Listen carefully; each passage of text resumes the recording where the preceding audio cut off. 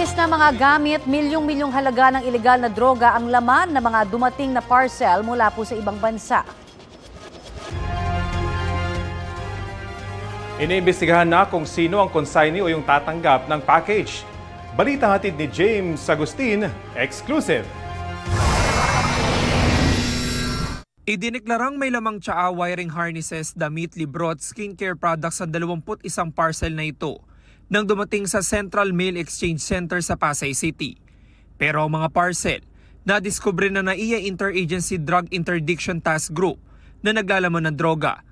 Kabilang dyan ang mahigit 7,000 gramo ng kusyo high-grade marijuana at mahigit 1,200 ecstasy tablets.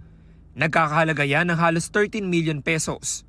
Dumadaan niya sa x-ray, and then nung nakita natin doon na meron, pinadaan natin sa canine inspection, and then after dyan nagkaroon din ng thorough examination ng NBI para ma-check talaga. Doon natin napag-alaman na meron, no, na may lamang pinaghihinala ang droga. Tumanggi muna ang mga otoridad na sabihin kung saang mga bansa galing ang mga parcel. Nakipag-ugnayan na rin sila sa foreign counterparts para sa sinasagawang investigasyon. Bahagi naman ng follow-up operation ng mga nakasaad na consignee. I-verify natin yung existence ng mga tao na nandito. Same time yung mga address na nakalagay, yung mga details.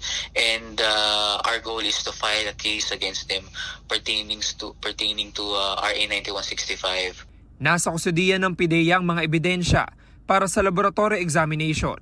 James Agustin, nagbabalita para sa GMA Integrated News.